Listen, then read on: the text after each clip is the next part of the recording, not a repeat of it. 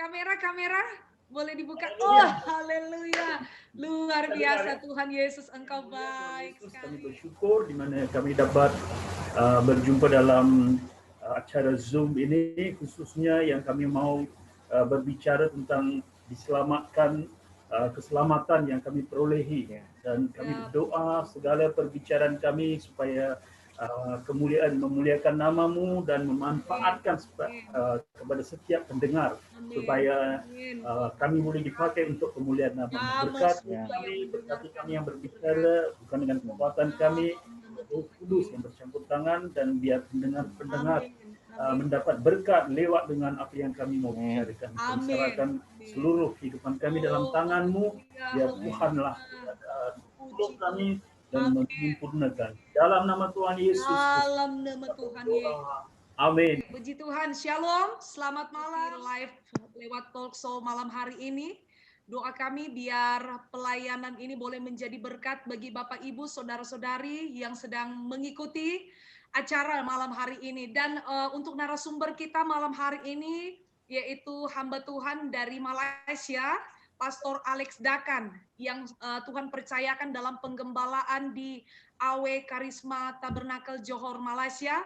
Dan malam hari ini akan men-sharingkan firman Tuhan, dan disertai dengan kesaksian hidup yang pastinya akan memberkati Bapak Ibu Saudara yang mengikuti acara malam hari ini. Dan kami juga menyapa seluruh anak-anak rohani kami yang join pada malam hari ini, baik yang ada di Kupang, di Papua, di Palembang, dimanapun berada, bahkan hamba-hamba Tuhan sampai ke Pulau Jawa. Shalom, selamat malam, dan selamat bergabung di acara talk show kita malam hari ini. Puji Tuhan, terima kasih juga sebagai host kita, Pastor Lewi Masake, yang juga ikut dalam acara malam hari ini, dan kami juga mengucapkan terima kasih kepada Ibu Akim Mulyadi yang Tuhan pakai untuk membantu kita selama berlangsungnya acara ini. Terima kasih, Tuhan Yesus memberkati. Dan seluruh umat Tuhan dimanapun berada yang sementara mengikuti acara talk show malam hari ini, kami menyapa shalom, selamat malam, selamat bergabung dalam acara ini, dan sama-sama kita akan menikmati kebenaran firman Tuhan dan kesaksian hidup yang luar biasa yang akan kita dengar malam hari ini, memberkati semua kita. Kita akan mulai dalam acara kita yang pertama. Kita akan mendengarkan firman Tuhan yang akan disampaikan oleh hambanya sebagai narasumber, Pastor Alex Dakan. Kami persilakan kepada Pastor untuk memberitakan firman Tuhan malam hari ini. Haleluya.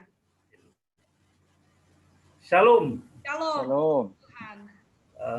Puji Tuhan, di mana kesempatan hari ini untuk menyampaikan firman Tuhan, khususnya dalam kutipan 1 Petrus ya, pasal 2 ayat yang ke-9, yang di mana dalam ayat ini dikatakan, tetapi kamulah bangsa yang terpilih, imamat yang rajani, bangsa yang kudus, umat kepunyaan Allah sendiri, supaya kamu memberitakan perbuatan-perbuatan yang besar dari Dia yang telah memanggil kamu keluar dari kegelapan kepada terang yang ajaib. Jadi di dalam ayat ini kita sudah melihat tentang kita semua mempunyai panggilan, ya. Dan ayat ini dikatakan, tetapi kamu adalah bangsa yang terpilih. Maksudnya kitalah adalah orang-orang yang terpilih, khususnya pada waktu sekarang, ya. Pada waktu sekarang dalam pandemik, saudara melihat dalam pengalaman saya dalam pelayanan setelah pandemik ya COVID-19, kami melihat banyak orang terbuka kepada penginjilan, khususnya mereka yang dalam masalah mereka tidak tahu. Dan waktu kita memberitakan kabar baik, ya seperti dalam ayat ini yang dikatakan, supaya kamu memberitakan perbuatan-perbuatan yang besar. Ya, waktu kita memberitakan dan kita melihat responnya yang sungguh luar biasa dan banyak orang bisa terima. Tetapi soalnya adakah mereka menolak atau menerima adalah keputusan pribadi. Tetapi mereka sangat terbuka supaya mereka mendapat jawaban. Jadi dalam ayat ini kita melihat sesuatu peluang supaya kita bisa memberi kesaksian, ya. Dan kesaksian itu kita melihat ada dengan dua cara, ya. Satunya adalah secara kita memberitakan langsung ya tentang Yesus ya yang mampu menolong. Dan yang satu lagi adalah lewat dengan kesaksian kita. Ya, waktu bagaimanakah ya, kehidupan kita, kesaksian kita. Maksudnya kesaksiannya bukan soalnya kita mempunyai uang yang banyak atau harta, talenta dan sebagainya, tetapi kesaksian yang kita boleh menunjukkan adalah lewat dengan sukacita yang kita miliki, harapan yang kita miliki, dan apa juga melalui mengapa? Sebab dalam firman Tuhan ya dikatakan Tuhan tidak akan meninggalkan kita ya, sampai kesudahan. Orang yang bertahan sampai kesudahan. Ya maksudnya Tuhan menyertai kita walaupun apa juga persoalan masalah yang kita lalui, ada penyertaan Tuhan dalam kehidupan kita. Jadi ayat ini dikatakan tetapi kamu adalah bangsa yang terpilih, imamat rajani, bangsa yang kudus, umat kepunyaan Allah sendiri, supaya kamu memberitakan perbuatan yang besar dari dia. Perbuatan yang besar itu adalah ada banyak kesaksian yang kita boleh ceritakan, tetapi perbuatan yang besar adalah kasih Yesus, ya, di mana Yesus mati di kayu salib, ya, untuk keselamatan kita. Jadi perbuatan yang besar itu waktu kita memberitakan. Kalau saudara lihat ayat ini sama seperti waktu umat Israel mau keluar daripada perbudakan, ya, Musa dikirimkan. Ya, jadi waktu Musa dikirimkan digunakan perkataan yang sama. Ya, saudara boleh melihat dalam perjanjian lama ya dikatakan Musa ya dan pergi untuk memanggil ya mengeluarkan bangsa ini. Tetapi yang harus kita perhatikan dalam ayat ini adalah tentang pribadi ya. Dikatakan kamu. Ya, maksud kamu itu bukan Tuhan tidak mengatakan sebagai gereja atau sebagai keluarga kumpulan yang besar, tetapi kamu itu dimaksudkan setiap kita. Walaupun kita sebagai pendeta hamba Tuhan, walaupun kita sebagai orang yang kecil, ya orang yang baru terima Yesus, tetapi kamu yang dimaksudkan di sini adalah secara pribadi. Maksudnya setiap kita mempunyai tanggung jawab. Ya, setiap kita mempunyai panggilan begini. Setiap kita harus ya memberitakan kabar baik, memberitakan tentang Yesus. Jadi kamu dimaksudkan di sini adalah kita. Ya, contohnya ya kita boleh memikir begini, mengapakah Tuhan memilih kita? Sedangkan di dunia ini kita melihat ada banyak orang yang lebih baik daripada kita, daripada segala sudut ya. Mungkin dalam bidang pendidikan, dalam talenta, penampilan dan segalanya. Tetapi mengapakah Tuhan memilih kita? Ya, adakah kita begitu penting bagi Tuhan, atau adakah tanpa kita Tuhan tidak bisa melakukan apa-apa? Sedangkan ya dalam ayat ini dikatakan kamu adalah bangsa yang terpilih. Jadi mengapakah kita terpilih? Adakah kita dipilih supaya selagi kita hidup di bumi ini, di dunia ini, kita hidup penuh dengan berkat-berkat? Adakah itu yang kita dipilihkan? Tidak. Ya, Tuhan memilih kita supaya seperti tajuk perbahasan hari ini ada diselamatkan untuk menyelamatkan. Ya, tujuan Tuhan memilih kita supaya kita memberitakan keselamatan. Saudara tahu satu cerita dalam Alkitab di mana Yesus berjalan dari Bethany ya. Jadi apa yang terjadi waktu Yesus melihat satu pohon ara? Waktu Tuhan Yesus melihat pohon ara itu dari jauh kelihatan apa? Kelihatan hijau-hijauan ya, daunnya begitu hijau dan memberi harapan, memberi sesuatu yang pasti, pohon yang begitu pasti berbuah. Jadi Tuhan mendekati pohon itu dan mendapati pohon itu tidak berbuah. Mengapakah? Ya, saudara melihat untuk pohon itu segalanya diberikan. Ya, apa yang dipenting untuk pohon itu adalah air, ya, untuk akarnya, daun, ya, harus mempunyai oksigen dan sinar matahari. Jadi kita lihat ketiga-tiga perkara yang penting itu diberikan kepada pohon itu. Tetapi apa yang Tuhan harapkan adalah buah. Begitu juga dalam kehidupan kita, walaupun dalam situasi seperti begini juga Tuhan ada untuk menolong kita. Ya, Tuhan memberkati kita lewat dengan keselamatan yang Tuhan beri kepada kita. Ya, Roh Kudus yang menolong kita. Ya, dan doa-doa kita selalu dijawab.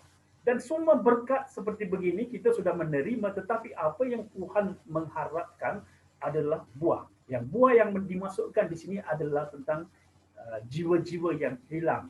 Disebab itulah kita diselamatkan supaya ya untuk menyelamatkan orang yang belum diselamatkan. Jadi ada sedikit perkara yang saya mau sampaikan, ya, bagaimanakah kita boleh menyelamatkan satu jiwa adalah lewat dengan waktu kita memberi kesaksian. Ya, yang pertama kita harus memiliki dahaga, ya. Kita harus memiliki dahaga atau dimaksudkan kehausan, ya, dahaga untuk memenangkan jiwa. Jikalau seseorang tidak memiliki dahaga, bagaimanakah kita boleh menyelamatkan seseorang? Yang pentingnya kita harus memiliki dahaga, ya, sebab seperti tadi saya mengatakan, firman Tuhan mengatakan orang yang bertahan sampai kesudahan, ya, seperti maksudnya bagaimana, ya, dahaga itu sangat-sangat penting, ya. Kalau kita mau meneruskan kehidupan kita di dalam Kristus, kita harus mempunyai dahaga, dan salah satu dahaga ini adalah dahaga tentang jiwa-jiwa yang hilang, ya. Kita rindu, kita haus. Jadi jikalau seseorang itu memiliki dahaga seperti begini, tanpa gereja atau tanpa pemimpin, pastor atau dorongan, ya, seseorang itu pasti secara otomatis, ya, di mana dia melihat satu jiwa, ya, tujuan dia atau keinginan dia adalah menyelamatkan, dan dia ingin memberitakan penginjilan. Seseorang yang sudah menikmati kasih Yesus, sudah menikmati Kristus, dia tidak akan bisa berdiam diri. Mungkin saudara mengatakan sekarang adalah waktu pandemik. Bagaimana saya bisa memberitakan penginjilan seperti dahulu? Ya, kita bebas, ya, kita bisa kemana-mana, ya. Tetapi sekarang kita melihat ada lewat dengan media, dengan teknologi kita, ya, yang kita miliki, kita boleh menyampaikan. Ya, menyampaikan adalah menyampaikan tentang kasih, tentang harapan, ya, tentang Yesus, tentang kasihnya. Jadi yang pertama dalam kehidupan kita, seseorang yang dipanggil untuk menyelamatkan jiwa-jiwa itu adalah harus mempunyai kehausan atau dahaga, ya. Kalau seseorang itu tidak memiliki kehausan, dahaga, maksudnya belum sempurna lagi. Kesempurnaan itu adalah lewat melalui kita harus memiliki dahaga, ya. Dahaga itu seperti apa, ya? Seringkali kita nyanyi lagu "Ku mau sepertimu Yesus", ya. Seringkali kita nyanyi lagu "Ku mau sepertimu Yesus". Jadi sama begitu, waktu kita mau seperti Yesus, pasti kita akan memiliki kerinduan untuk melakukan seperti Yesus. Ya, apa yang Yesus lakukan? Ya, waktu Yesus ada di bumi ini, dia keliaran. Ya, dia keliaran, ya, melakukan perbuatan-perbuatan yang baik dan memberitakan penginjilan. Begitu juga, ya, waktu kita memiliki hati seperti Kristus, ya, kita mau seperti Yesus, pasti kita akan memiliki kehausan dahaga untuk memberitakan penginjilan. Atau dengan cara yang lain, ya, kita akan memperhatikan seseorang itu, ya, atau kita akan menolong, ya. Bukan saja kita mengatakan tentang Yesus, tetapi kepedulian, ya, waktu kita membeduli seseorang, kita melakukan satu kebaikan seseorang itu, pasti itu mereka akan mengetahui adalah lewat dengan kasih Yesus. Dan kedua adalah kita akan melihat tentang jikalau kita mau memenangkan jiwa, ya, semuanya dimulai dengan doa.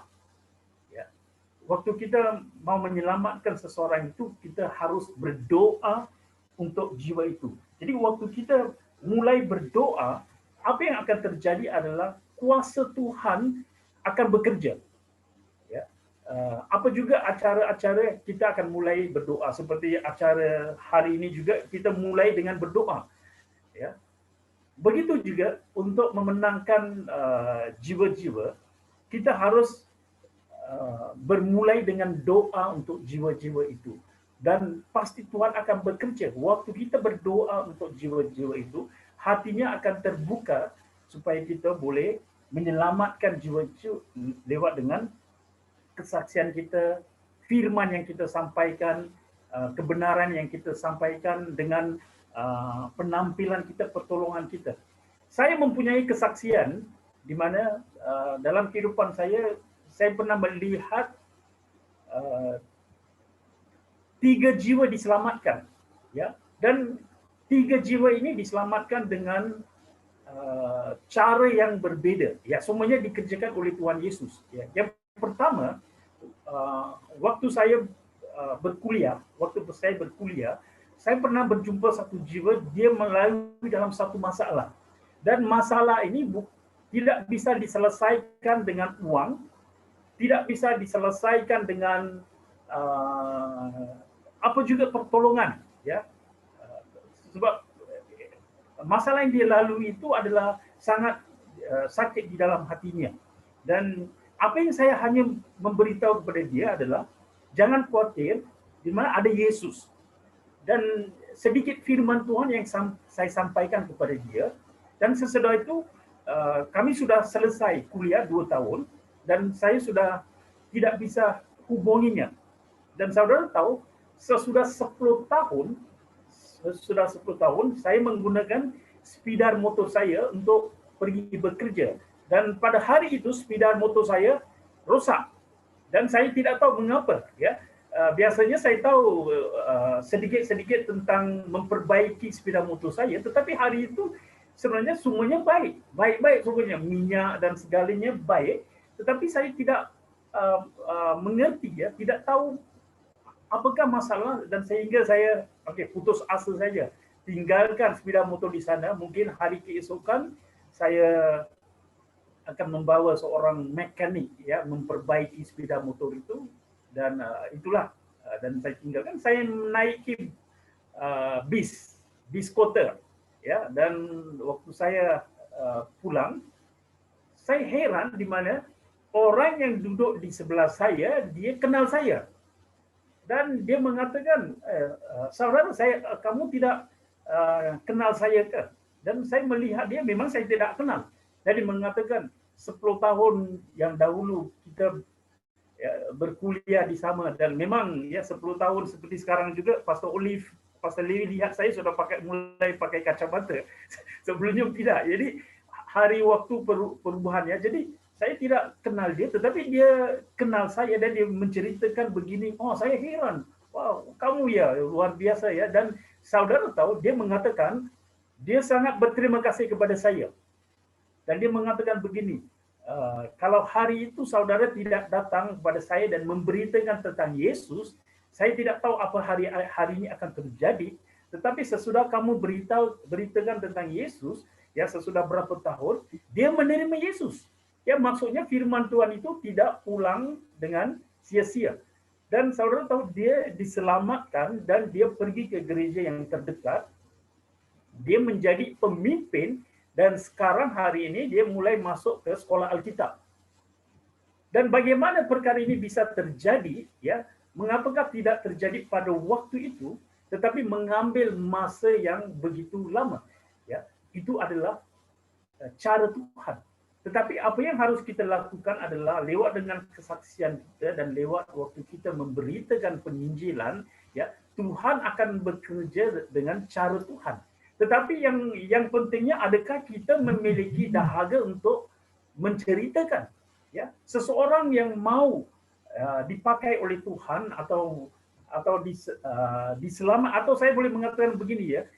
Penginjilan itu bukan untuk kita, seperti Paulus mengatakan, bukan untuk dibanggakan, ya. Penginjilan itu adalah satu tugas untuk setiap kita. Kita adalah bangsa yang dipilih ya untuk memberitakan. Jadi itu adalah satu tugas yang sudah jatuh kepada kita. Tidak ada sesuatu yang boleh kita membanggakan, membesar-besarkan, tetapi satu tugas yang harus disampaikan.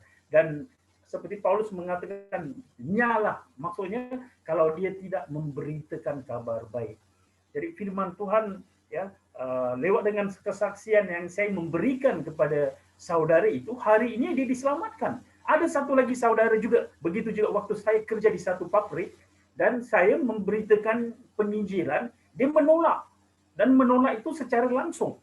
Ya, mungkin saudara juga akan putus asa. Mungkin kita mengharap, lebih baik saya diam-diam saja.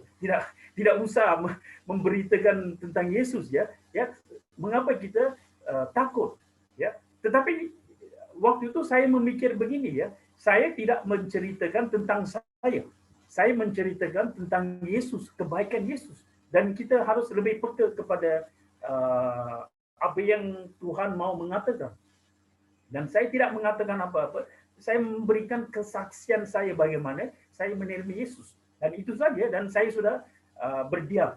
Dan saudara tahu, baru tahun lalu, ya tahun lalu 2020, dan seorang itu saya bisa berjumpa di satu pabrik, dan saya kenal dia. Waktu ini saya yang kenal dia, dia tidak kenal saya.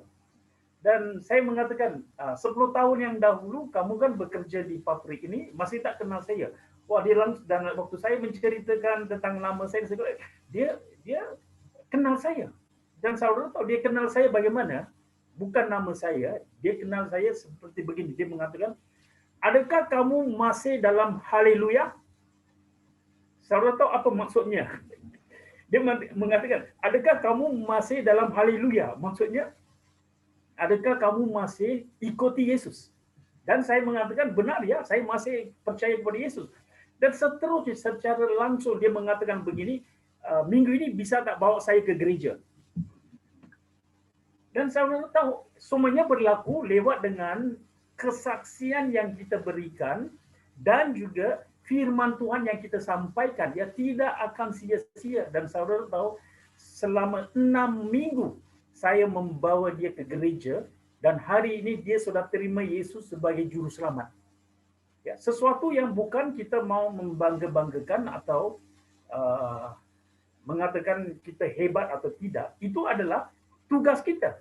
Ya, sebab itu yang dikatakan dalam ayat yang kita kutip tadi, diselamatkan untuk menyelamatkan. Apakah tujuan hidup kita di bumi ini? Ya, saudara tahu, tidak ada sesuatu yang kita akan memiliki sukacita waktu satu jiwa diselamatkan. Saudara bisa memiliki harta yang banyak, rumah yang banyak, pendidikan yang banyak, segalanya memang akan memberikan kita sukacita yang sementara. Tetapi sukacita yang terbesar, ya saudara tahu, waktu pandemik seperti begini, ya banyak jiwa-jiwa mereka terbuka. Banyak mereka mau mendengar, bukan seperti dahulu. Sebab sekarang mereka melihat semuanya goncang, ya, seperti situasinya di manakah mereka bisa bersandar. Tetapi jawaban itu ada pada saudara dan saya. Dan hanya kita memberitakan tentang harapan itu, ya, bersandar, menoleh, percaya kepada Yesus. Dan waktu kita harus mencari jalan, ya, untuk memberitakan penginjilan, ya. Dan waktu mereka terbuka, mereka mendengar, ya, mereka percaya, mereka akan diselamatkan. Tetapi kita memiliki tugas kita, ya. Kita harus melakukan bahagian kita dan bahagian mereka. Dan saudara tahu, saya ingin akhiri sebelum kita masuk dalam soal pertanyaan, bagaimanakah saya diselamatkan? Ya, saya juga diselamatkan lewat dengan seorang yang membawa saya ke gereja. Ya, saya percaya setiap kita di sini juga pasti diselamatkan dengan mungkin daripada orang tua kita, mungkin kita lahir dari keluarga orang Kristen, atau melalui sahabat kita, pasti ada seseorang yang memberitakan penginjilan. Walaupun kita lahir di rumah orang Kristen, bukan maksudnya kita menjadi orang Kristen. Pasti ada role sebagai ibu bapa waktu kita sudah besar atau anaknya sudah dewasa, sudah cukup waktunya untuk mengambil keputusan, mengambil decisi, ya, di mana menerima Yesus sebagai juru selamat. Begitu juga saudara tahu kesaksian saya pernah bersaksi bagaimana saudari perempuan saya diselamatkan, dan saudara tahu saya seorang yang waktu dahulu menentang, ya, saya mengakui di mana Yesus adalah salah satu Tuhan. Saya mengakui mujizat Yesus benar. Saya mengakui Yesus menyembuhkan banyak orang. Ya, memang saya mengakui waktu saya belum terima Yesus. Tetapi saya menganggap Yesus itu adalah Tuhan orang Barat, ya. Dan disebab saya lahir di satu agama dan saya akan mati di agama yang sama, ya. Itu yang pemahaman saya. Tetapi waktu saudari perempuan saya sudah dibawa kemana-mana tidak sembuh, akhirnya waktu datang kepada Yesus dan disembuhkan dan menjadi saksi dan dia memberitakan penginjilan kepada saya, memang saya terima, tetapi saya tidak mengambil serius. Tetapi di dalam hati saya pasti ada pertanyaan, ya, bagaimana dia bisa disembuhkan, kehidupan yang sangat berbeda. Ada satu ketika saudari perempuan saya pergi ke gereja, dan gereja yang dipergi itu adalah gereja yang jauh, ya, 18 km daripada kampung halaman saya, dan tidak ada bis untuk pulang, dan dia harus menginap di pastori, menginap di gereja, dan hari keesokan dia akan pulang ke rumah. Dan saudara laki-laki saya mereka tidak senang, ya, dan ada satu ketika mereka menghalangi dia daripada pergi ke gereja. Dan apa yang terjadi? Dia mulai berdoa, dan Tuhan menjawab doa dia melalui mengatakan, kamu boleh ke gereja asalkan harus ada seorang yang menemani kamu. Dan saudara tahu di mana di keluarga saya lah anak bungsu, dan saya harus patuh, ya, taat kepada saudara laki-laki saya, dan saya tidak ada pilihan yang lain. Mengapa? Saya masih di bawah umur. Pada waktu itu umur saya dalam 16 tahun, ya, dan saya harus taat kepada saudara laki-laki. Memang dalam hati saya tidak senang. Tetapi waktu saya pergi ke gereja, ya, dan saya melihat sesuatu yang sangat-sangat berbeda, ya, sesuatu yang sangat berbeda, dan akhirnya saya memperoleh sebuah Alkitab, dan Alkitab itu adalah Alkitab Indonesia. Dan saudara tahu, hanya saya membaca Alkitab Indonesia itu, mata rohani saya terbuka. Dan saya kenal Yesus sebagai juru selamat, dan saya menerima dia. Sesudah saya menerima dia, ada banyak mujizat terjadi dalam kehidupan saya, dan itu membawa kepastian. Jadi apa yang saya mau sampaikan di sini adalah, pasti ada, bukan secara otomatis, ya, kita diselamatkan. Pasti ada informasi atau seseorang yang mendorong kita atau memberitakan penginjilan. Kalau tidak ada seseorang yang memberitakan, bagaimana kita diselamatkan? Sebab itu firman Tuhan mengatakan iman itu datang melalui pendengaran, dan pendengaran itu melalui firman Tuhan. Kalau tidak ada orang yang mau mengkabarkan, mungkin sekarang kita mengatakan, oh, seperti lockdown begini kita tidak bisa pelayanan, tidak bisa ke gereja, tidak bisa kunjungan, ya. Tetapi kita memiliki teknologi yang seperti sekarang, ya, kita bisa mempergunakan, ya, untuk memberitakan pengharapan. Saudara tahu di luar sana tanpa Yesus, ya, mereka kacau, mereka dalam banyak kesusahan, mereka tidak tahu jalan. Tetapi waktu sekarang lah yang terbaik. Mengapa saya boleh mengatakan banyak orang mereka terbuka, bukan seperti dahulu. Kalau saudara, saya setiap kali saya mengambil Grab, ya, kemana juga, ya, pemandu Grab juga akan tanya kepada saya, ya, mereka ingin tahu ada sesuatu yang kita memiliki di mana mereka tidak memiliki, ya, dan itulah yang dikatakan, ya, sukacita Yesus yang bisa kita ceritakan. Jadi firman hari ini yang kita bahas adalah tentang diselamatkan untuk menyelamatkan. Jadi apa yang saya sampaikan, ya, mungkin sederhana, Tetapi saya percaya ya, di mana setiap kita ya mempunyai tanggung jawab.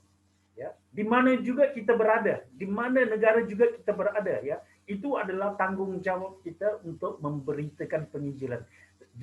Tidak perlu kita khawatirkan untuk makanan, minuman, apa yang kita perlukan. Mengapa? Firman Tuhan mengatakan, carilah kerajaan dan kebenaran, maka semuanya akan diberikan.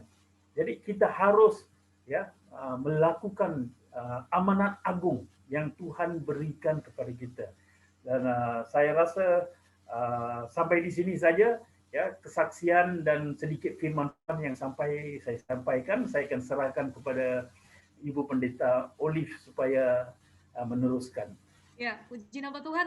Pastor, terima kasih buat kebenaran firman Tuhan yang telah disampaikan malam hari ini. Luar biasa ya, sangat memberkati, kesaksian yang menguatkan, dan saya percaya Bapak Ibu Saudara yang sementara mengikuti acara Talkshow malam hari ini juga diberkati, sama seperti saya juga diberkati lewat kebenaran firman Tuhan.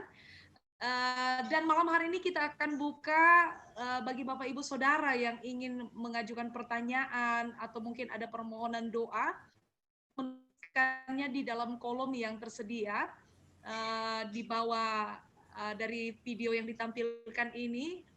Bapak Ibu bisa menulis apa yang menjadi pertanyaan Bapak Ibu Saudara malam hari ini. Dan kita belajar malam hari ini bahwa bagaimana Tuhan memberikan kita satu tugas tanggung jawab, yaitu kita diselamatkan untuk menyelamatkan. Artinya kita punya satu misi, satu tugas, dan itu keterbebanan yang penting, kehausan yang tadi dikatakan kita yang pertama harus memiliki kerinduan, keterbebanan, kehausan. Karena ini adalah sebuah tugas dan tanggung jawab yang harus kita kerjakan, bukanlah sebuah kebanggaan, tapi memang ini adalah tanggung jawab masing-masing. Dan ini berhubungan dengan pribadi demi pribadi, ya, bagi setiap kita yang ada, karena ketika Tuhan Yesus naik ke surga juga, ini tanggung jawab diberikan kepada kita semua. Dan saya percaya bahwa kita diselamatkan ada tujuan Tuhan, ya, bagi setiap kita. Dan yang kedua tadi, bahwa untuk memberitakan Injil itu diperlukan juga doa, ya, doa. Karena dengan doa itu bisa Tuhan bekerja, membuka hati setiap orang yang kita layani, sehingga mereka bisa menerima kesaksian dan firman Tuhan yang kita sampaikan lewat apa yang kita sampaikan kepada mereka. Mereka boleh mengenal Kristus, pikiran mereka boleh diterangi oleh Tuhan. Dan kita bahwa Dia adalah Tuhan. Karena Roma 10 juga ayat 9-10 katakan, jika kamu mengaku dengan mulutmu dan percaya dalam hatimu bahwa Yesus adalah Tuhan, maka kamu akan diselamatkan. Saya kira ini satu perkataan firman Tuhan yang Yesus tegaskan bahwa sesungguhnya Dia adalah Tuhan. Ya, dan Dia sedang menanti keselamatan akan jiwa-jiwa. Mungkin Pastor Lewi boleh tambah dalam sharing firman Tuhan kita malam hari ini. Mari, Pastor Lewi. Saya mau pingin ini saja sama Pastor Alex sedikit ya, Pastor, luar biasa tadi firman Tuhan dan juga kesaksiannya bagaimana Tuhan menyelamatkan melalui saudaranya ya. Pastor, mungkin boleh di-share juga sedikit sekiranya waktu sesudah terima Tuhan Yesus Kristus sebagai Tuhan dan Juru Selamat, itu apa-apa saja tantangan yang dihadapi kira-kira kan menjadi orang Kristen, orang yang percaya kepada Tuhan, tentulah pasti ada proses, ada tantangan, ada kesulitan, yang baik kesulitan secara pribadi dan seterusnya. Nah, mungkin Pastor boleh share juga kepada kita supaya ini juga bisa menjadi berkat juga bahwa ternyata juga menjadi pengikut Tuhan. Memang Tuhan berikan keselamatan, tetapi juga harus sangkal diri dan pikul salib. Mari silakan Pastor. Oke, tentang tantangan ya. Jadi waktu kita melalui seperti tantangan, bukan soal argumentasi ya, bukan soal kita mau mengargumentasi. Argumentasi itu akhirnya apakah yang kita akan memiliki. Mungkin kita akan menang. Dalam argumentasi memang kita boleh menang, tetapi adakah sasaran kita tidak yang apa yang kita perlukan ya. Walaupun kita melihat seperti argumentasi, tetapi kita tetap dalam pendirian kita, Ya, maksudnya yang kita mau sampaikan adalah bukan tentang apa yang kita tahu tentang Alkitab sepenuhnya atau karunia-karunia yang kita miliki ya. Tetapi penginjilan ini adalah hanya sederhana ya, tentang kasih, tentang salib, tentang apa yang Yesus lakukan di kayu salib dan bagaimanakah kita boleh diselamatkan. Ya, maksudnya keselamatan yang dimaksudkan di sini bukan keselamatan tentang kita hanya di bumi. Ya, keselamatan yang dimaksudkan di sini adalah keselamatan sampai kekal.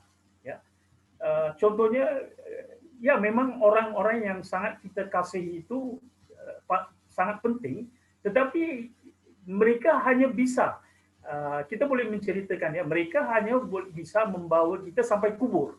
Ya, setiap yang orang yang paling kita mendekati, mengasihi kita hanya boleh membawa kita sampai kubur. Tetapi sesudah itu yang sangat penting. Jadi kekekalan ya, maksudnya keselamatan yang kita mau ceritakan di sini, maksudnya bukan artinya seseorang itu terima Yesus tidak ada masalah.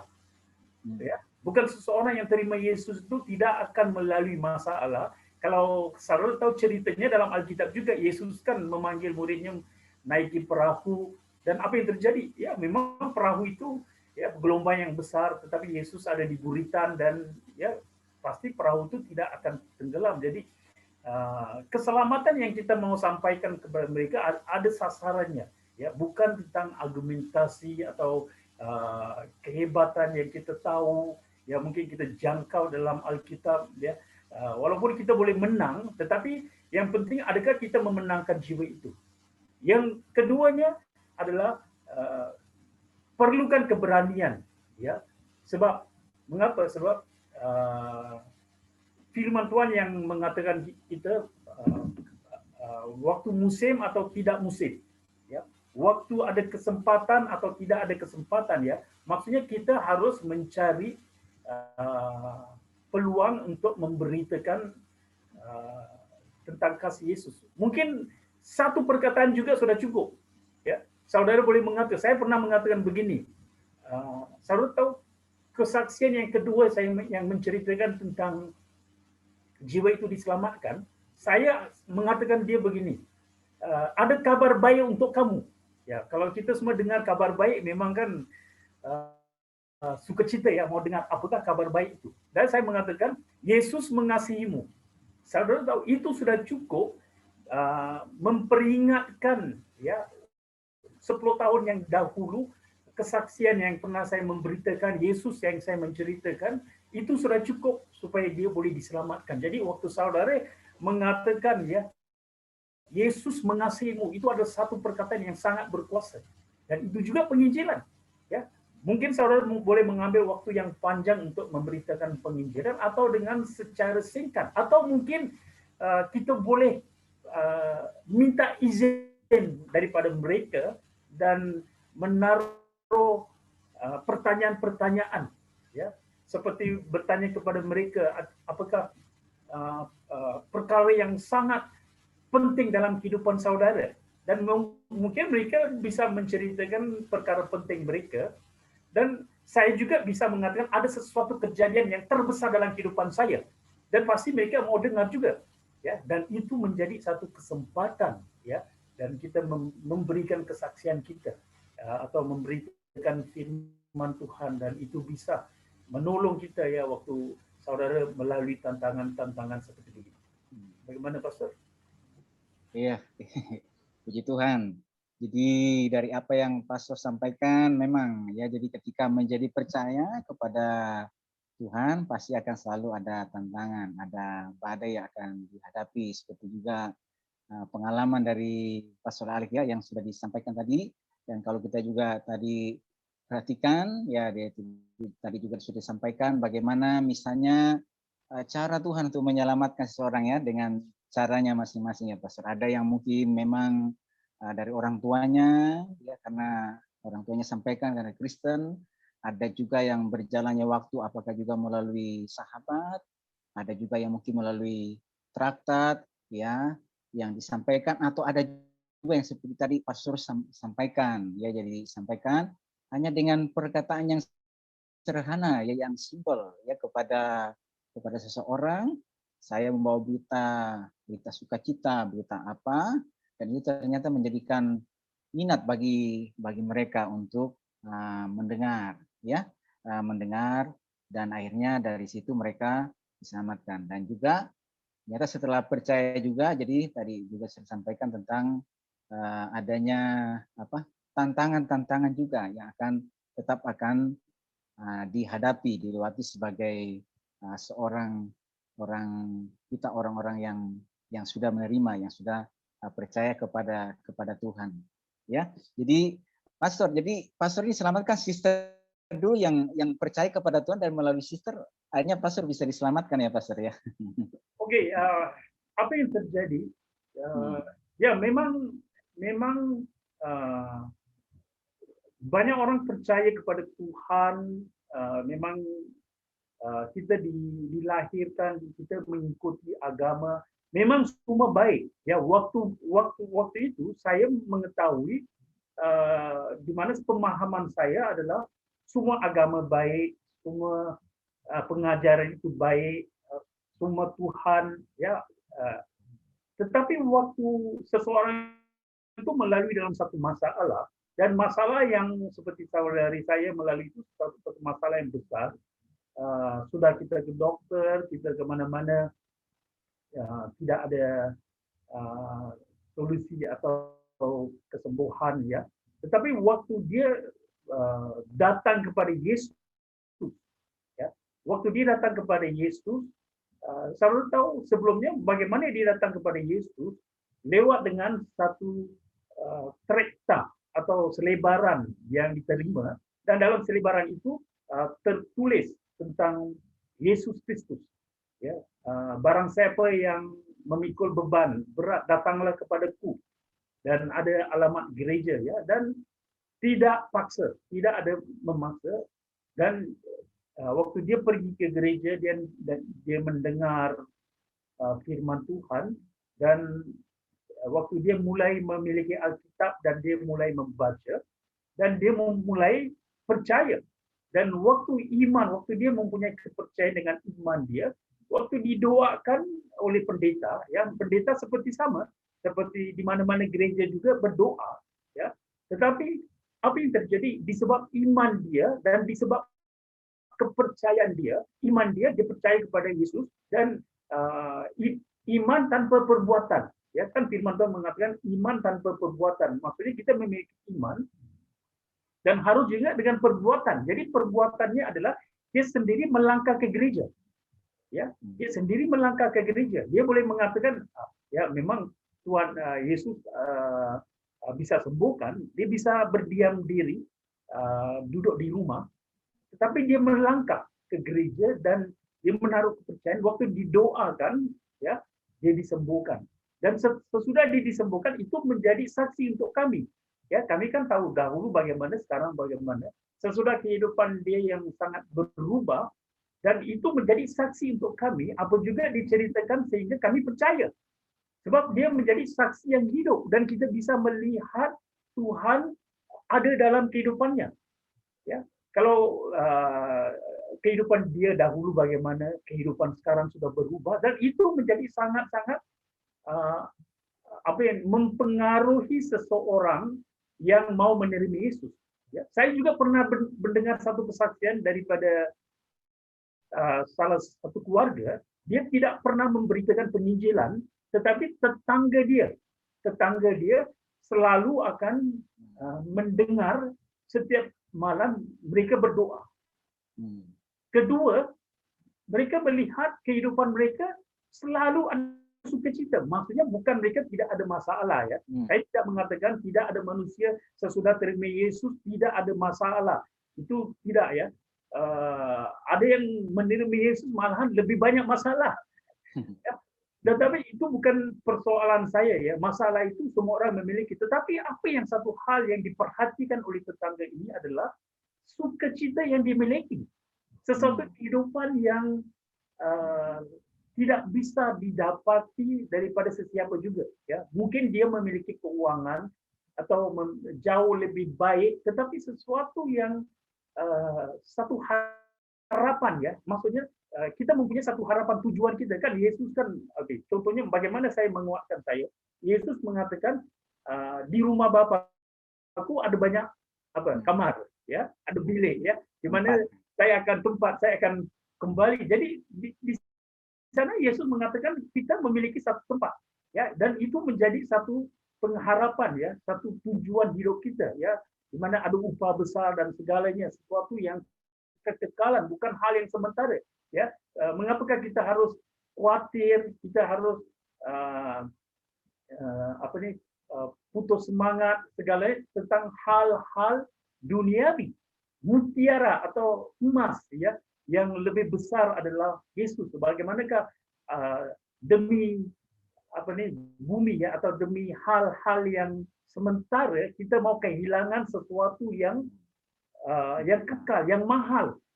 Jadi sesuatu yang itu yang membuat kita sukacita meneruskan kehidupan kita. Jadi diperhatikan oleh tetangga itu tanpa menginjili, tanpa memberitakan Yesus, dan dilihat sukacita doanya, langsung dia mengatakan bawa saya ke gereja.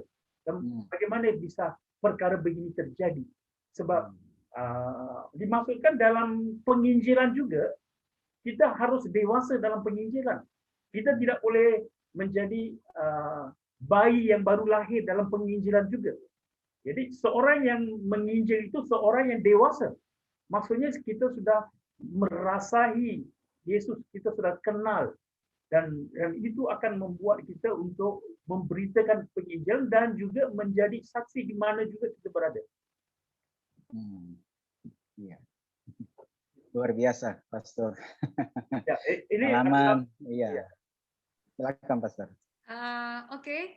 Pastor, mungkin kita akan menjawab dulu. Ada satu pertanyaan yang masuk nih dari Rian. Pertanyaan ini dia sampaikan untuk kita, mungkin Pastor bisa jawab ya.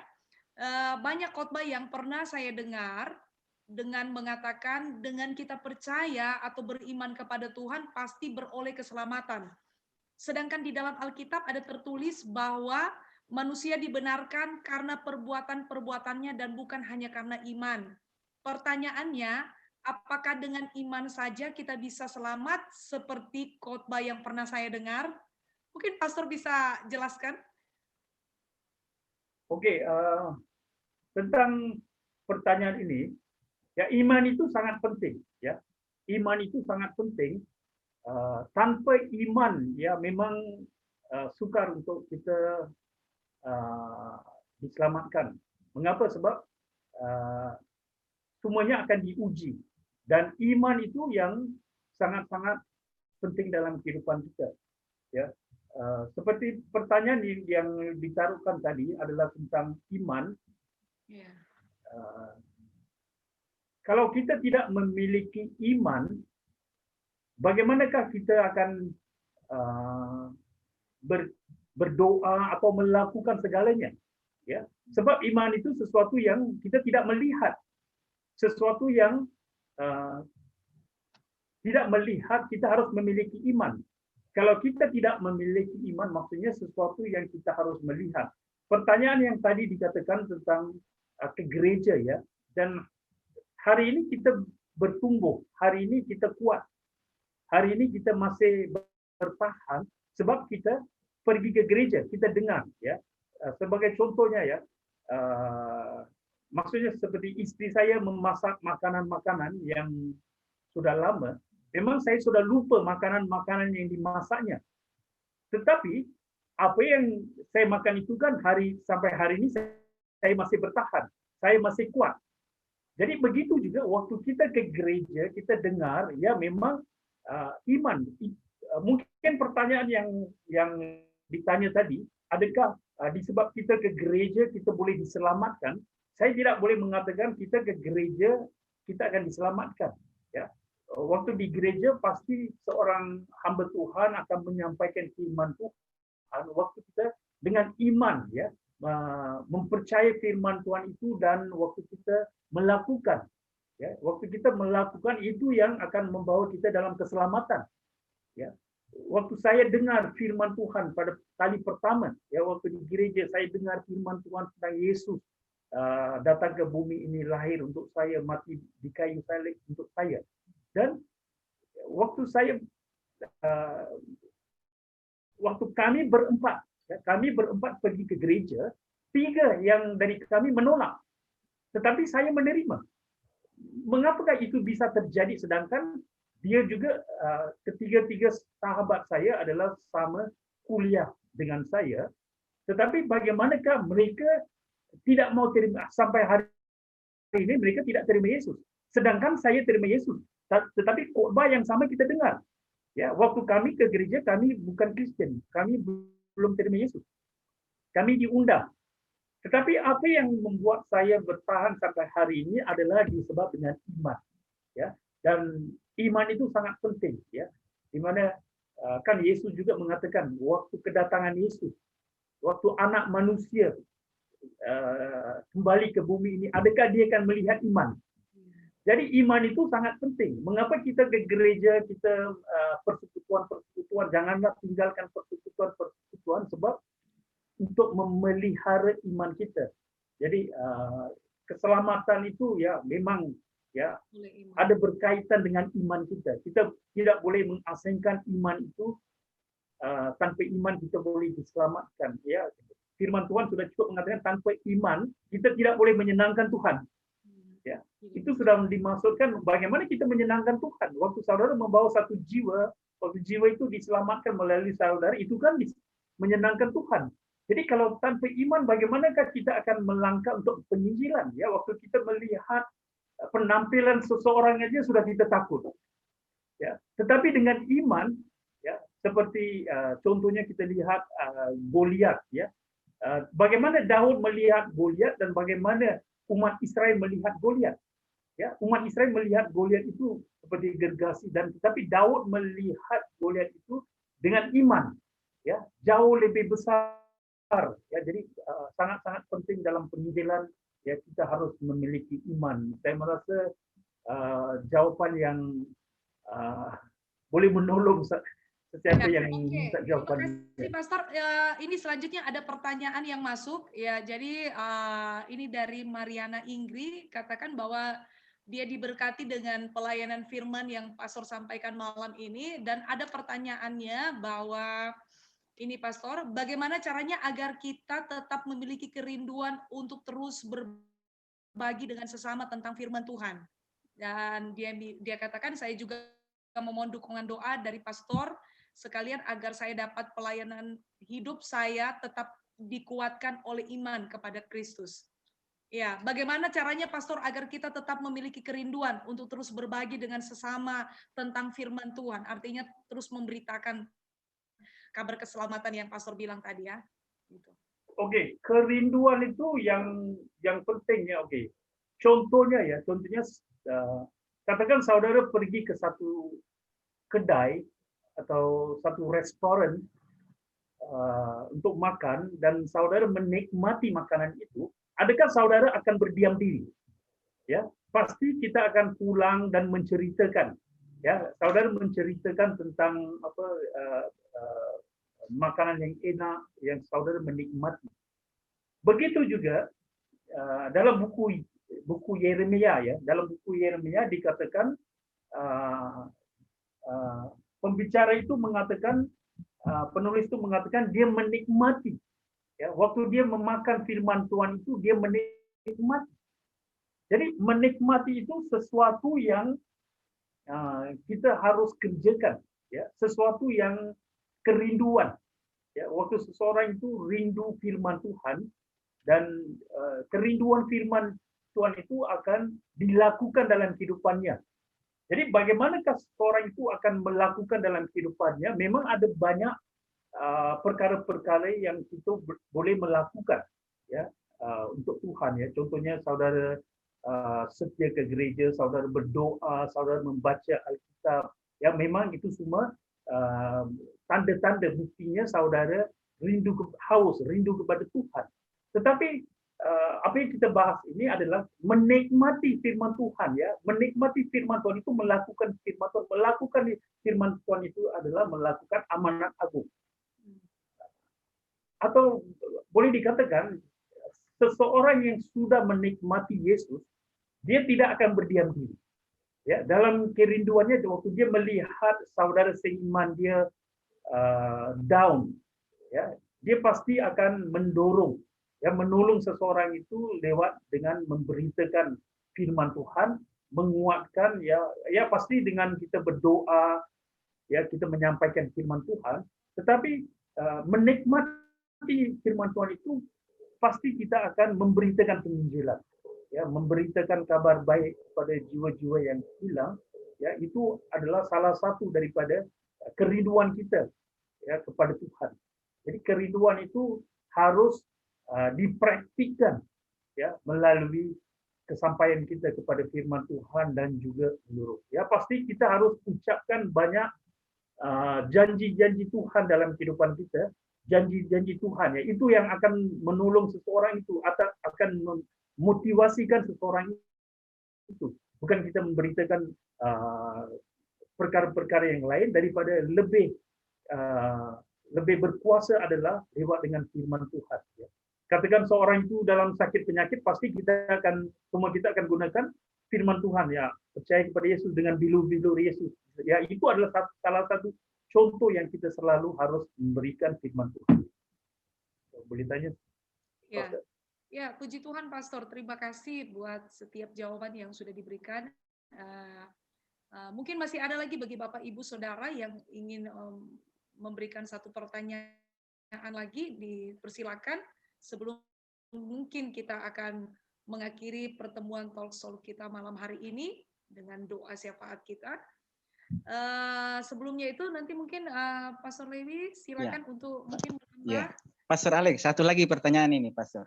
Pastor kan sudah begitu banyak pengalaman penginjilan, menginjil kepada rekan dan seterusnya. Pastor boleh cerita sekiranya tantangan-tantangan apa saja yang Pastor hadapi. Jadi dalam penginjilan itu kan ada banyak tantangan-tantangannya, dan dalam pengalaman tersebut tantangan-tantangan apa saja yang dihadapi, dan ketika menghadapi tantangan tersebut bagaimana respon dari pastor menghadapi tantangan tersebut? Ya.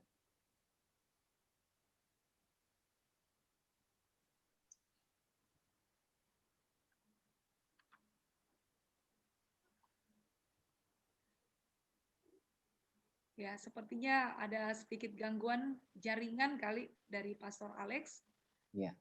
Nah, kita tunggu mungkin Pastor Lewi bisa lanjut bagaimana tentang pembahasan firman Tuhan. Pastor Alex sudah. Oh iya, Pastor. Okay. Pastor Alex bisa dengar? Halo, Pastor.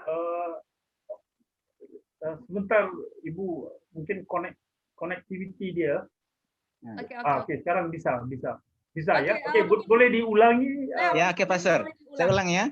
Pastor ada begitu banyak pengalaman dalam penginjilan. Nah, pasti kan ada tantangan-tantangannya yang sudah dihadapi. Jadi baik kita bertemu dengan apa ini, dan juga berapa kali kita ketemu Pastor bicara bahwa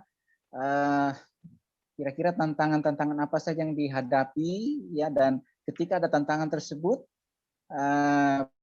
bagaimana sikap Pastor gitu loh, sehingga orang tersebut yang disampaikan Injil itu akhirnya mereka bisa terima pesan yang disampaikan oleh Pastor. Silakan Pastor.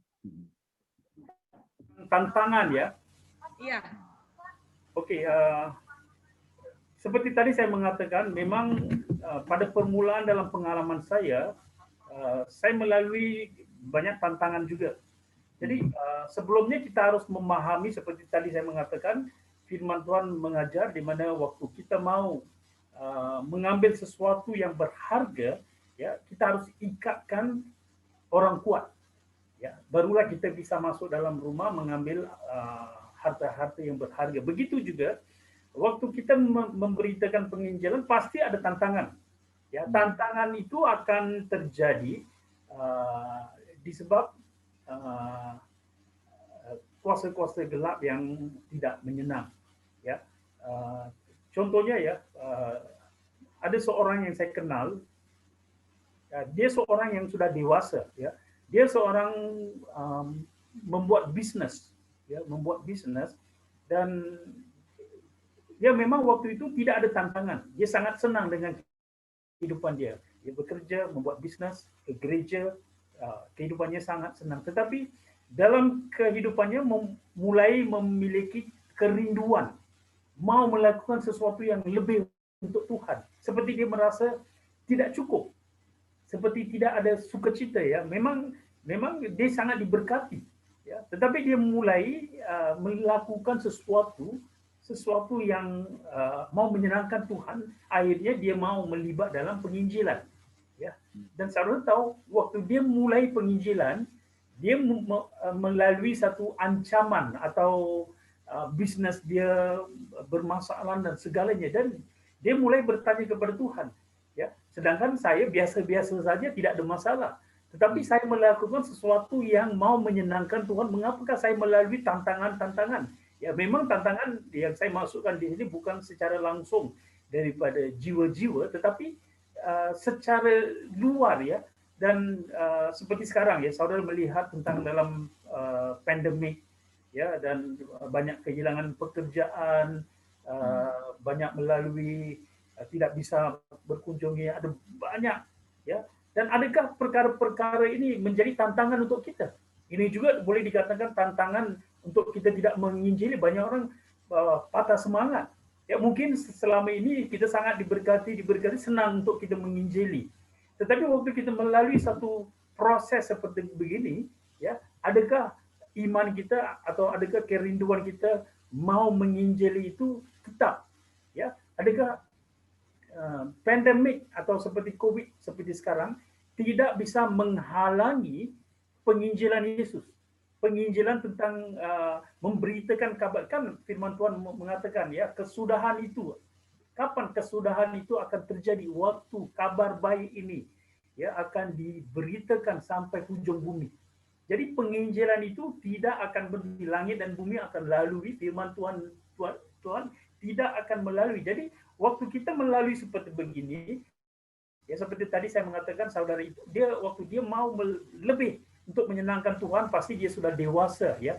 Dia mau memenangkan jiwa, dia melalui banyak tantangan-tantangan. Tetapi waktu dia berdoa, Tuhan menjelaskan, mengatakan tantangan ini adalah daripada musuh, ya. Tetapi semakin dia melakukan firman Tuhan, semakin dia terus melakukan, dan kita bisa melihat dia bisa mengatasi, dan sekarang dia boleh, ya, banyak jiwa dimenangkan daripada dia. Jadi itu menunjukkan salah satu tantangan yang kita melalui waktu kita mau melakukan pekerjaan Tuhan. Ya, keduanya memang tantangan langsung daripada seseorang itu. Ya, waktu seseorang itu, saudara pasti banyak orang yang kita berpengalaman adalah tantangan penolakan, ya. Tetapi tidak perlu kita risau atau kita mundur atau kita putus asa. Mengapa? Seperti tadi saya mengatakan, kita tidak mempromosikan kita tidak menceritakan tentang kita, ya. Waktu seseorang itu terima Yesus atau tidak terima Yesus itu ada di dalam tangan Tuhan, bukan kepada kita, ya. Waktu hanya kita melakukan bahagian kita, tugas kita, tetapi yang akan bekerja adalah firman Tuhan, ya, apa yang mereka dengar. Jadi waktu kita mengatakan, seperti tadi saya mengatakan, waktu pertama saya memberitakan penginjilan, memang tantangan. Tetapi sesudah 10 tahun, saya boleh bisa melihat jiwa itu boleh dimenangkan. Ya, dalam 10 tahun itu saya tidak pernah melihat jiwa itu, dan memang sudah lupa dan segalanya. Tetapi apa yang kita sampaikan itu tidak akan sia-sia, pasti akan bekerja, akan kembali. Tetapi proses Tuhan, waktu Tuhan itu bukan kita, ya, secara kedagingan, secara manusia. Waktu kita memberitakan penginjilan, kita langsung mau melihat orang itu diselamatkan dengan segera. Ya, itulah seringkali sebagai manusia kita inginkan. Tetapi Tuhan mempunyai caranya, ya. Tidak seseorang yang bisa datang kepada Yesus tanpa Roh Kudus, ya. Tanpa Tuhan tidak seseorang boleh diselamatkan. Jadi kita biarkan pekerjaan Tuhan yang bekerja. kita melakukan tugas kita, walaupun kita melalui tantangan. Tetapi ada tantangan-tantangan yang maksudnya tidak perlu kita mengikuti argumentasi ya, sesuatu yang keluar daripada batas. Ya, seperti tadi saya mengatakan tentang kita mengargumentasi sampai kita menang. Ya, tetapi itu bukan sasaran kita, bukan soalnya kita menang atau tidak menang. Akhirnya adakah jiwa itu dimenangkan? Ya, jadi walaupun ada tantangan, ya kadang tidak ada tantangan, tetapi jiwa tidak diselamatkan juga. Orang yang bertantangan pada satu hari juga akan diselamatkan juga. Jadi yang pokoknya adalah penting adalah kita melakukan bahagian kita. Ya, waktu kita melakukan bahagian, sebab kalau boleh saudara baca ya dalam Roma pasal 1 ayat 16. Roma 1:16.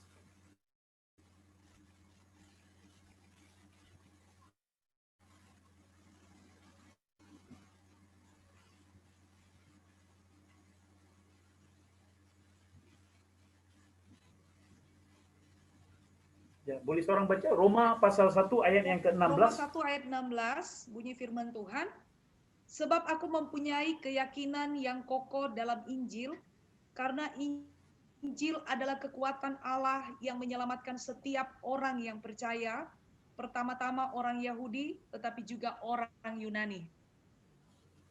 Jadi di sini kita lihat Injil itu adalah kekuatan Tuhan, bukan kekuatan kita.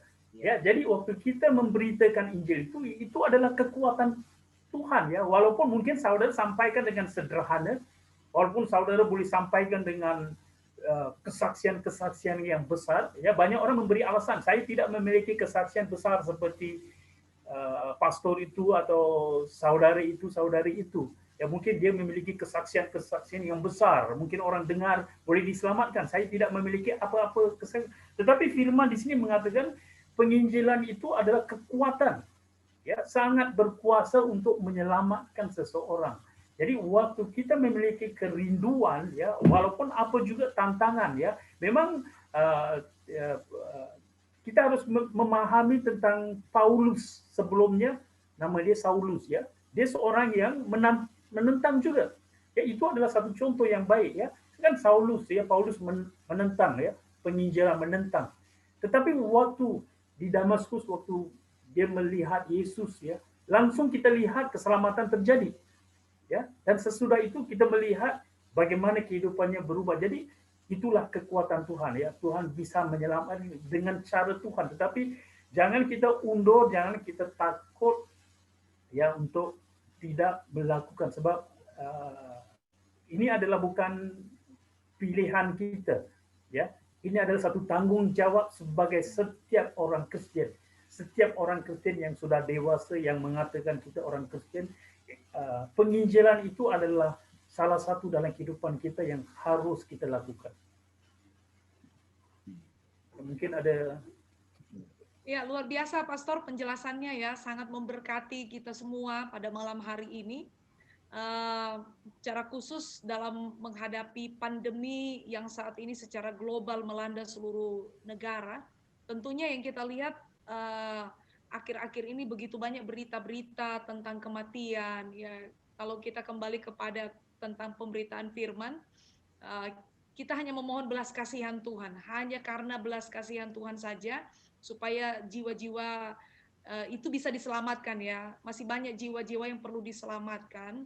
Karena itu malam hari ini tidak kebetulan pembahasan firman Tuhan tentang diselamatkan dan untuk menyelamatkan. Dan ini menjadi tugas kita. Bahkan di dalam masa-masa pandemi ini, dalam keadaan di mana kita tidak dibatasi, gerak kita dibatasi, tapi kita percaya bahwa firman Tuhan itu tidak pernah terbelenggu.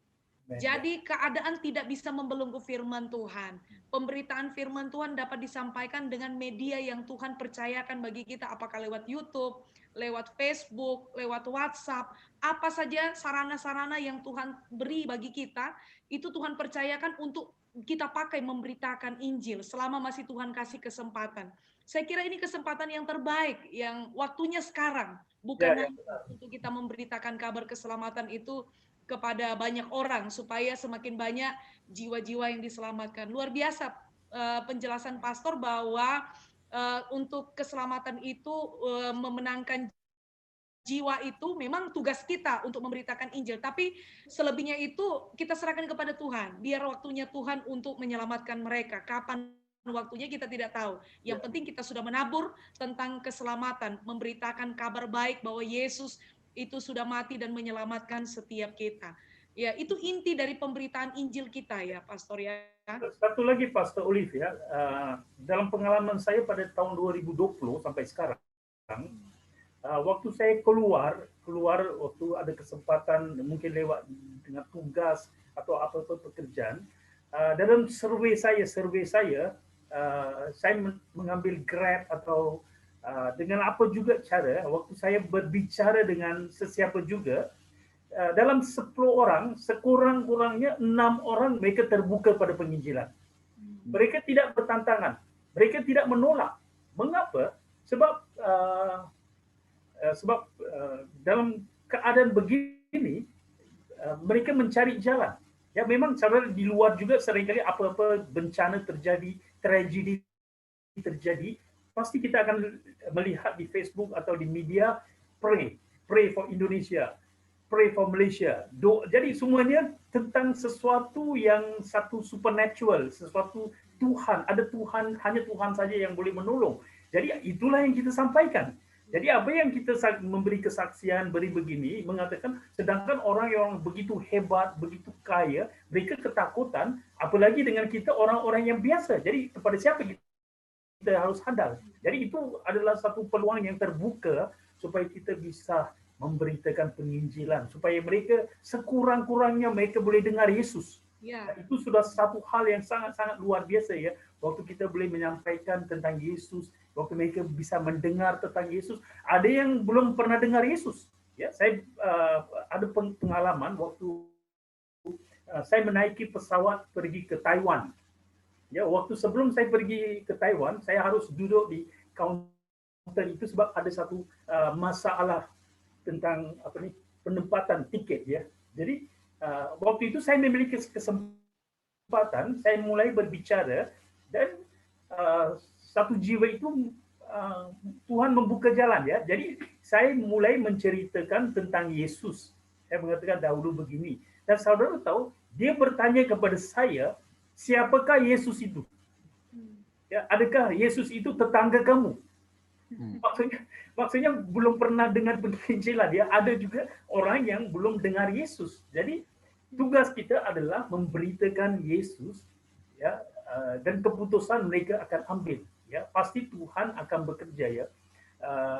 Lagi satu ilustrasi yang saya mau memberitakan adalah saudara tahu Manches? Mengerti Manches ya waktu kita iya. Korek api. Korek api ya. Jadi Manches itu ada satu kotak dengan satu seperti kayu ya. Ya, jadi waktu dua itu digeserkan datang api ya. Begitu juga waktu kita memberitakan penginjilan, waktu satu jiwa itu dia terbuka, Roh Kudus akan datang ke dalam hatinya, akan membuka mata rohani dia supaya menerima Yesus sebagai juru selamat. Jadi ada bahagian kita yang kita harus lakukan. Ya, tanpa kita juga Tuhan tidak bisa melakukan apa-apa ya. Jadi Tuhan memerlukan orang-orangnya untuk dipakai ya. Jadi kita semua mempunyai satu tanggung jawab. Penginjilan itu seperti tadi yang kita ambil kutipannya adalah di dalam kamu ya. Jadi perkataan kamu itu kita harus memahami bukan untuk pendeta, bukan untuk penetua ya di gereja. Kamu itu dimaksudnya setiap orang yang beriman, setiap orang yang percaya. Jadi kamu maksudnya kita semua mempunyai bukan tidak dimasukkan dengan 5 jabatan ya. 5 jabatan panggilan, tetapi yang penginjilan ini adalah untuk semua. Walaupun dia seorang pendeta atau seorang jemaat, jadi setiap kita ya. Dan saudara tahu pelayanan yang terbaik yang dalam pengalaman saya, pelayanan yang terbaik adalah penginjilan. Ya, waktu saudara mulai keluar dan menginjili di sana, kita pasti akan melihat sukacita yang tidak ada perkataan untuk disampaikan. Seperti Pastor Olive pun memang benar ya, di bumi ini ya kita boleh memiliki apa juga. Adakah syurga sukacita? Waktu satu jiwa diselamatkan, Alkitab mengatakan ada sukacita besar ya di antara malaikat ya, dan seorang pendosa bertobat maksudnya diterima, dan biarlah itu dilakukan melalui kehidupan kita ya, di mana kita buka mata ya, memang Tuhan melihat jiwa-jiwa yang besar, maksudnya banyak jiwa-jiwa, tetapi Tuhan melihat dengan satu orang, dan satu orang itu siapa? Adalah kita. Melalui kita lah Tuhan akan menyelamatkan banyak orang itu. Jadi Tuhan melihat banyak jiwa itu melalui satu orang. Dan satu orang itulah yang ayat itu dikatakan kamu. Ya, kamu adalah umat pilihan, dan setiap kita adalah umat pilihan untuk memberitakan ya kabar baik tentang Yesus, dan Injil itu adalah kekuatan ya supaya boleh menyelamatkan seseorang. Jadi tidak perlu kita lihat tantangan seorang terima atau tidak terima. Ya, itu adalah pekerjaan Tuhan. Kalau Saulus yang Tuhan boleh selamatkan, mengapakah Tuhan tidak bisa? Jadi firman Tuhan mengatakan tidak ada mustahil bagi Tuhan. Ya, jadi kita harus melangkah. Ya, waktu kita melangkah, Tuhan akan bekerja. Ya, luar biasa Pastor ya. Malam hari ini luar biasa. Firman Tuhan sangat memberkati, kesaksian. Juga Pastor Lewi tadi juga menyampaikan luar biasa tentang firman Tuhan, berbagi, dan sangat-sangat diberkati Pastor. Hari ini luar biasa. Saya percaya bahwa setiap umat Tuhan juga yang telah mengikuti acara ini, Talk Show ini, diberkati. Dan saya kira sudah waktunya kita tidak berdiam diri, sekalipun mungkin kita tetap harus taat kepada aturan yang sudah diperintahkan dari pemerintah untuk tetap stay di rumah, stay at home, tapi bukan berarti firman Tuhan juga berhenti, karena firman Tuhan tetap harus diperdengarkan. Makanya itu dengan media-media yang ada, Tuhan percayakan, ayo kita bergerak, kita sampaikan pemberitaan firman supaya semakin banyak jiwa-jiwa yang diselamatkan.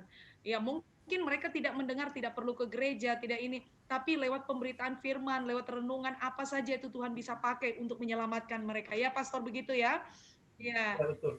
Jadi, Sister, di mana satu lagi saya akan sampaikan supaya kita lebih memahami, mungkin itu akan diakhiri. Jadi, apa yang kita harus lihat itu jiwa-jiwa itu seperti apa ya? Apa yang maksud? Katakan kita dalam satu posisi ya, kita berada di gurun ya, di gurun ya. Waktu seseorang itu ada di gurun, apakah yang diperlukan di gurun? Katakan seseorang itu ada di gurun sudah 6 jam. Ya, mengerti ya gurun ya, desert ya, sudah 6 jam, 7 jam. Apakah yang diperlukan di sana? Iya. Kalau di padang gurun itu yang diperlukan air. Air ya, dia begitu dahaga sekali. Dan waktu itu katakan kita beri ketul emas. Kita beri emas kepada dia. Adakah dia perlukan emas? Emas itu tidak guna. Sebab sebentar lagi kalau tanpa air dia akan tewas, dia akan mati, dia perlukan air. Jadi sekarang kita lihat begitulah situasi orang-orang di sekitar kita. Sedangkan kita yang tidak memahami, jadi kita melihat mereka baik-baik, ya. Tetapi secara luar kita lihat mereka baik-baik, tetapi mereka haus, ya. Sama seperti satu jiwa itu ada di gurun. Mereka sekarang tidak perlu emas atau mereka perlukan air. Jadi air hidup itu ada pada kita. Amin. Kita mempunyai jawapan air hidup yang kita bisa berikan. Ya, berikan Yesus kepada mereka. Ya, ceritakan kebaikan Yesus, ceritakan kesaksian, walaupun kesaksian kecil atau besar, itu tidak ada masalah. Yang pentingnya pokoknya penginjilan ya, mengapakah Yesus datang ke bumi ini, mengapakah Yesus mati, kebangkitan Yesus, kedatangan Yesus, dan segala penginjilan. Waktu kita menceritakan, waktu mereka menaruh kepercayaan kepada Yesus, pasti ada mujizat, ada sesuatu yang Tuhan akan bekerja menurut situasi waktu mereka. Ya. Jadi kita harus melihat jiwa-jiwa di luar yang tidak dalam Yesus, seperti mereka dalam gurun. Jadi orang yang gurun itu mereka sangat dahaga dan mereka perlukan air. Air hidup itu ada pada kita dan kita bisa memberi.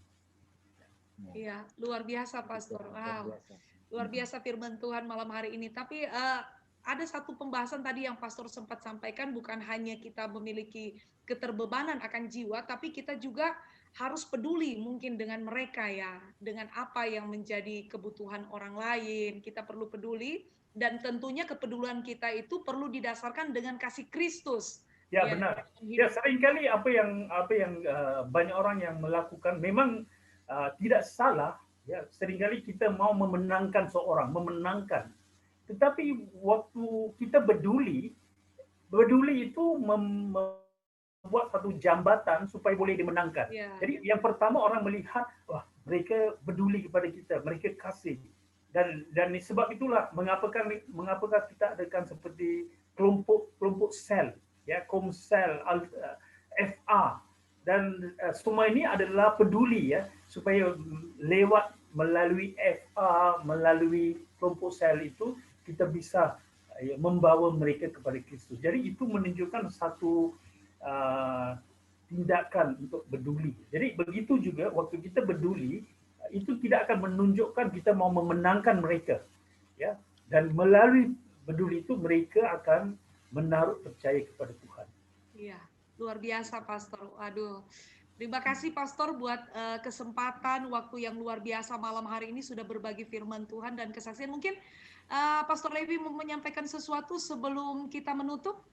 Mari Pastor Levi, silakan. Ya, rasa cukup ya Pastor, luar biasa. Tuhan berkati Pastor pelayanannya dan juga firman Tuhan malam hari ini, kesaksian dan juga pengalaman-pengalaman yang ada yang sudah disampaikan kepada kita. Ya, biar ini boleh menjadi berkat, dan doa kami Tuhan juga terus memberkati Pastor dan pelayanan yang ada di Johor, di Malaysia, ya, dan semua apa yang digumulkan, dihadapi semua Tuhan berkarya ya dan memberkati ya buat pelayanannya malam hari ini, buat apa yang sudah di firman Tuhan dan juga kesaksian dan yang lain-lainnya. Tuhan berkati semua Pastor. Ya. Ya, okay. Ya, Pastor, terima kasih ya sekali lagi sudah bersedia untuk menjadi narasumber malam hari ini berbagi firman Tuhan. Terima kasih juga buat Pastor Lewi yang sudah ikut menjadi host malam hari ini. Tuhan Yesus memberkati. Juga tidak lupa buat Ibu Kim Mulyadi yang sudah ikut turut membantu untuk menyediakan Zoom malam hari ini, ikut melayani dalam pemberitaan firman Tuhan malam hari ini. Tuhan Yesus memberkati bersama keluarga dan terus kuat di dalam Tuhan. Terima kasih Pastor, Tuhan berkati bersama keluarga, istri, anak-anak semua tetap ada dalam perlindungan Tuhan bersama jemaat Tuhan yang Tuhan percayakan di AW Karisma Tabernakel Johor, Malaysia. Tuhan Yesus memberkati Pastor, dan terima kasih juga kami ucapkan kepada seluruh umat Tuhan, bahkan hamba-hamba Tuhan yang sudah ikut bersama untuk menyaksikan talk show kita malam hari ini.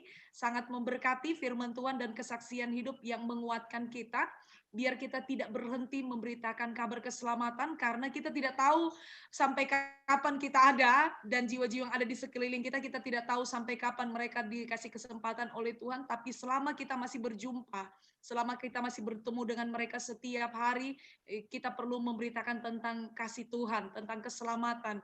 Karena memang yang terpenting itu hidup yang kekal, ya. Hidup di dunia ini hanya sementara, tetapi yang utama itu hidup dalam kekekalan itu yang sementara sedang dicari oleh semua orang. Dan kita perlu memberitahukan kabar ini bahwa memang keselamatan itu hanya ada di dalam Yesus.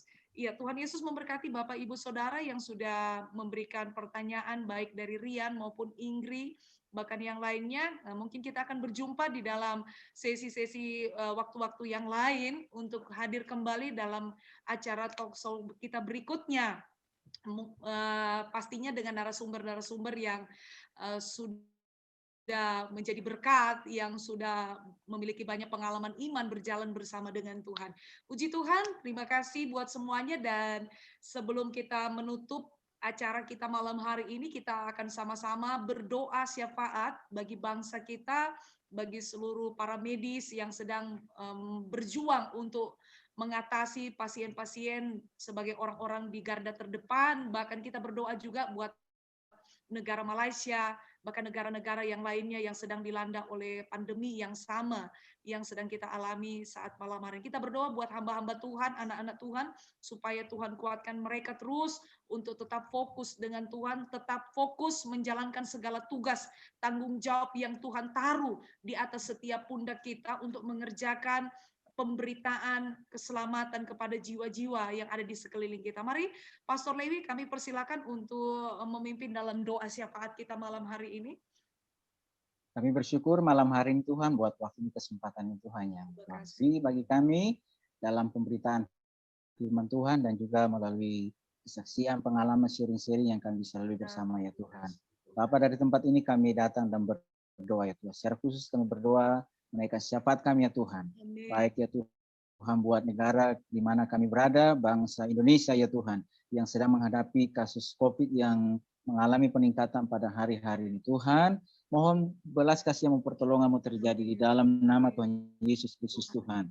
Sehingga pandemi ini boleh segera dapat boleh berakhir, dan usaha juga dari pemerintah ya Tuhan untuk membatasi mobilitas ya Tuhan yang digalakkan, dilakukan, itu boleh memberikan hasil ya Tuhan dan memutus mata rantai penularan COVID ya Tuhan. Dan mereka yang terinfeksi, yang tertular, Tuhan tolong ya Tuhan, biar kesembuhan juga semakin banyak ya Tuhan, dan tidak lebih banyak lagi mereka mengalami kematian. Tuhan tolong semuanya Tuhan, tim medis ya Tuhan, para dokter, tenaga kesehatan, perawat semuanya ya Tuhan, dan juga obat-obat, vitamin yang dikonsumsi, dan juga segala aktivitas semuanya Tuhan yang menolong semua itu boleh memberikan pemulihan, kesembuhan anak-anak-Mu, hamba-hamba-Mu juga Tuhan. Bahkan semua mereka yang sedang mengalami ini Tuhan, dan akibat dampak ini juga mengalami dampak secara ekonomi dan juga yang lainnya Tuhan, tolong ya Tuhan dalam nama Tuhan. Kami juga berdoa bagi negara Malaysia di dalam nama Tuhan Yesus Tuhan. Yang pada hari ini juga Tuhan juga mengalami juga kasus ya Tuhan COVID juga sama. Kami berdoa di dalam nama Tuhan Yesus Tuhan. Tuhan juga menolong, Tuhan juga berkarya, bekerja ya Tuhan.